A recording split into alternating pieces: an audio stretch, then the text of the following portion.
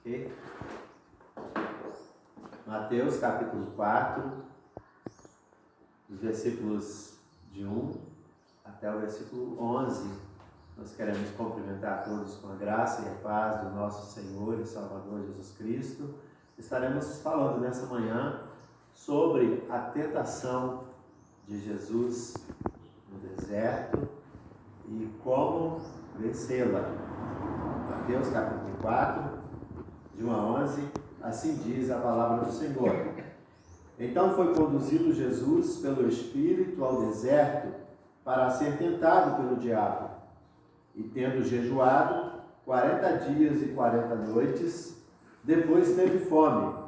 E chegando-se a ele o tentador, disse: Se tu és o Filho de Deus, manda que estas pedras se tornem pães. Ele, porém, respondendo, disse: Está escrito: Nem só de pão viverá o homem, mas de toda a palavra que sai da boca de Deus. Então o diabo o transportou à cidade santa e colocou-o sobre o pináculo do templo e disse: Se tu és o Filho de Deus, lança-te daqui abaixo, porque está escrito: Aos seus anjos dará ordens a teu respeito, e tomar-te-ão nas suas mãos, para que nunca tropeces em alguma pedra. Disse-lhe Jesus: Também está escrito: Não tentarás o Senhor teu Deus. Novamente o transportou o diabo a um monte muito alto, e mostrou-lhe todos os reinos do mundo, e a glória deles. E disse-lhe: Tudo isso te darei, se prostrado me adorares.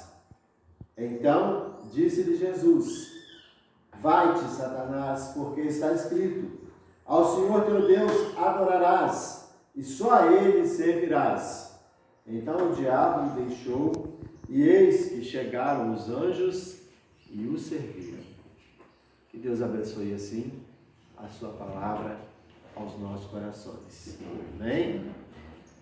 Como enfrentar a tentação ou as provações quando elas chegam até nós? E quando falamos em tentações ou provações, há um leque enorme de tentações, de provações, de dificuldades que o ser humano passa no decorrer da sua vida. Se pudermos ilustrar, a própria chegada ao mundo já é uma provação muito grande, uma provação para a mãe, mas também uma provação para a criança que está nascendo. Então, a vida ela já começa com uma grande provação, com dores, né? A mãe dá à luz a criança. E a criança também, já logo de início, ela precisa chorar, ela precisa se abrir para o mundo para poder viver. Então é interessante que quando chora, né, o médico dá lá uns tapinhas no bumbum ali para poder ver se chora, para os pulmões abrirem, para o ar poder circular e a vida poder então acontecer. É importante a gente perceber aqui que o Senhor Jesus ele não se omitiu em tratar desse assunto, em trazer à luz a dificuldade, mas também como vencer a dificuldade, como vencer a tentação, como vencer as provações que se dão a cada dia nas nossas vidas. A primeira coisa que a gente vai perceber na leitura do texto, do versículo 1, é que Jesus ele foi conduzido pelo Espírito. Então, a primeira lição que precisamos aprender, irmãos, é que sempre devemos nos conduzir, mas nos conduzir orientados e guiados pelo Espírito Santo de Deus. Jesus não estava sozinho no momento em que caminhou para ser ali provado, para ser tentado. O Espírito de Deus, a presença de Deus, ia com ele. Então a primeira coisa é você não estar sozinho, estar sempre com Deus, acompanhado pelo Espírito de Deus, iluminado pelo próprio Deus. Jesus, ele se conduzia mais dessa forma.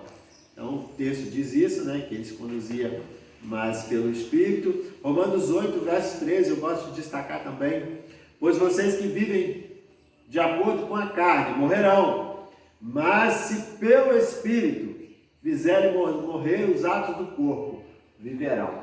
Então nós não somos só matéria física, carne, nós somos seres espirituais. Habita em nós uma alma e um espírito, e precisamos estar em comunhão com o Espírito de Deus para vencermos, superarmos as tentações e provações que vêm até nós.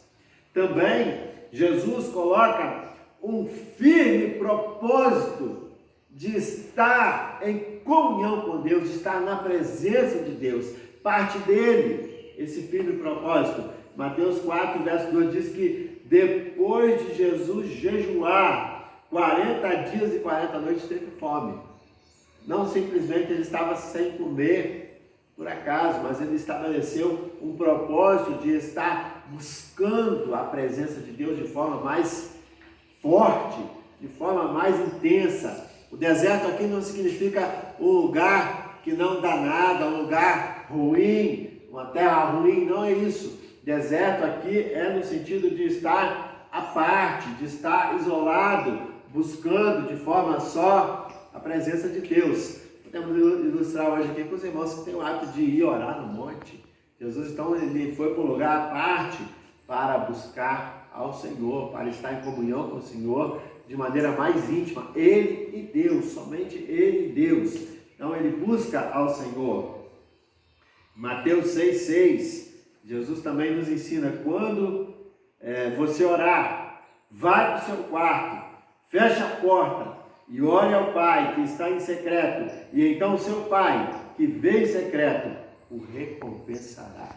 Então é no sentido do deserto, no sentido de buscar a Deus de maneira mais íntima.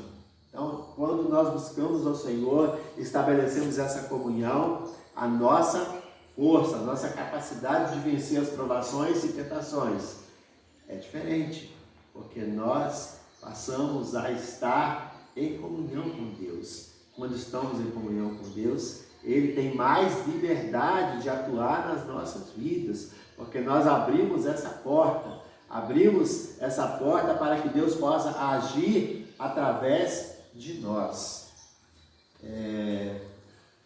Ter também firmeza no conhecimento e na vivência com Deus. Então ele coloca aqui, ser conduzido pelo Espírito, ter um firme propósito de estar na presença de Deus e também ter conhecimento da palavra de Deus e estar disposto a viver a palavra de Deus. Jesus, quando ele é tentado pelo diabo ali para transformar as pedras em pães, ele então vai dar uma resposta muito importante, que essa vivência, esse conhecimento da palavra faz a diferença. Oséias, no capítulo 4, verso 6, já traz esse alerta: o meu povo foi destruído por falta de conhecimento. Uma vez que vocês rejeitaram o meu conhecimento, eu também os rejeito com os meus sacerdotes. Uma vez que vocês, como meus sacerdotes, uma vez que vocês ignoraram a lei do seu Deus, eu também ignorarei seus filhos. Jesus ele dá uma resposta muito importante quando é ali provado a obedecer o diabo, a transformar as pedras em pães. Ele diz: está escrito, nem só de pão viverá o homem, mas de toda a palavra que procede da boca de Deus.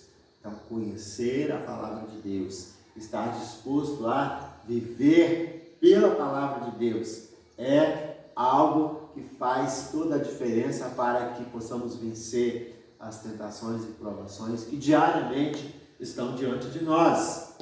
Também respeitar os limites que Deus estabelece para o seu povo viver.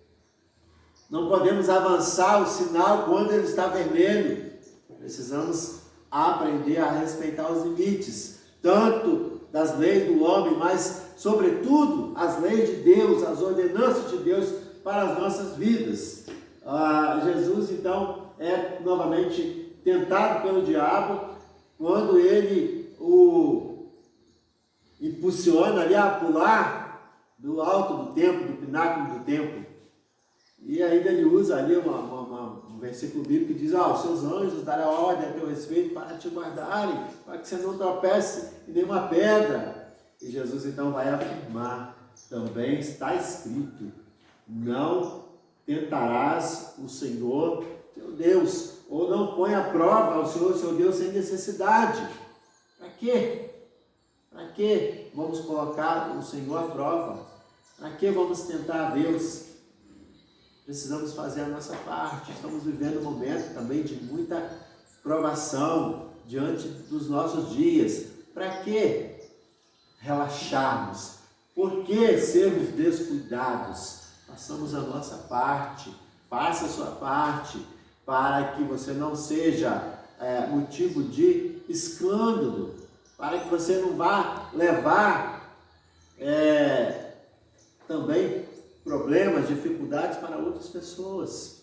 Então façamos a nossa parte, tenhamos o cuidado devido, porque Deus estabeleceu na sua palavra limites para o seu povo. Então nós precisamos respeitar esses limites. São muitos limites para que nós não venhamos a passar momentos de tristeza, de dificuldade. Os limites existem para nos preservar. Não porque Deus quer ali nos prender, nos maltratar, nada disso. Os limites que Deus coloca é para nos preservar, para trazer alegria, paz, felicidade para as nossas vidas e famílias. Então Jesus destaca aqui que é mais importante aprender de Deus, aprender o conhecimento de Deus, para poder viver de maneira mais tranquila. Sobretudo, irmãos, Jesus também coloca nestes textos, nesses versículos, depositar a vida por completo nas mãos de Deus. Às vezes, falamos que temos Deus, falamos até de Deus, mas não entregamos a vida por completo, não dedicamos por completo diante de Deus. Então é preciso fazer essa entrega por completo. Não podemos ter ali uma vida dupla. Então a gente tem, houve, que nas guerras, principalmente na Segunda Guerra Mundial, existiam os agentes secretos, agente duplo, fingia que era alemão, ao mesmo tempo fingia que era inglês. Você não sabe direito o que o cara era, se ele realmente era inglês ou se ele realmente era alemão. Então esse é um agente duplo, a gente não pode. A Bíblia diz que nós não podemos servir a dois senhores. Servimos a Deus ou não. Então Jesus diz aqui no capítulo 4, verso 10, quando o diabo pede que ele o adore, pede que ele o sirva, mostrando ali as riquezas do mundo inteiro. E Jesus diz, a palavra do Senhor diz que está escrito: adore o Senhor, seu Deus, e só a Ele preste culto. Então somente o Senhor é digno de receber toda a nossa adoração, todo o nosso respeito, toda a nossa honra, porque Ele fez todas as coisas. Ele criou tudo que existe e nos deu também o presente da vida. Então só Ele é digno de receber a adoração, o culto que devemos prestar.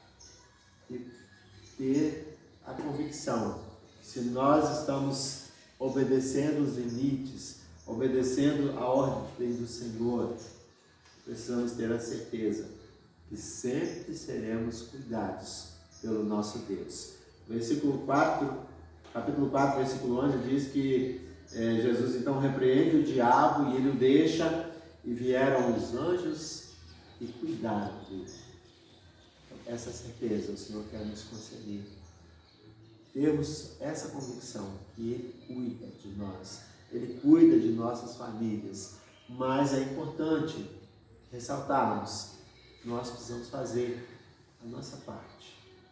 Precisamos ter o cuidado de sermos conduzidos pelo Espírito Santo, de estarmos firmes na Sua presença, termos confiança e estabelecemos o propósito de conhecermos a Sua palavra e vivermos por ela. respeitarmos os limites estabelecidos pelo Senhor e depositar a nossa vida por completo nas mãos do nosso Deus, através de Cristo Jesus, o nosso Senhor, sabendo que os seus anjos cuidam de nós diariamente. Que Deus possa guardar sua vida, sua família nas mãos do Senhor. Que nós possamos, no nome de Jesus, assim como Ele nos ensina neste capítulo 4 de Mateus, vencermos as tentações e provações que diariamente se colocam diante de nós, no nome, no poder, na graça, no conhecimento de Deus, o nosso Senhor, que assim nos concede a graça de estarmos na sua presença nesse dia. Obrigado, Senhor amado, porque a Tua palavra nos alimenta nessa manhã, ó Deus.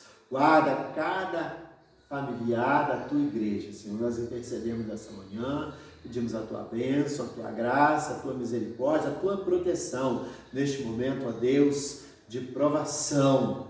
Ó Senhor, o Senhor Jesus nos ensina e Ele venceu a provação, Ele venceu as tentações. E no nome de Jesus, a igreja do Senhor também é vencedora pelo sangue de Jesus. No nome de Jesus nós abençoamos a cada irmão, hoje e para sempre. Amém. Amém. Deus vos abençoe e vos guarde.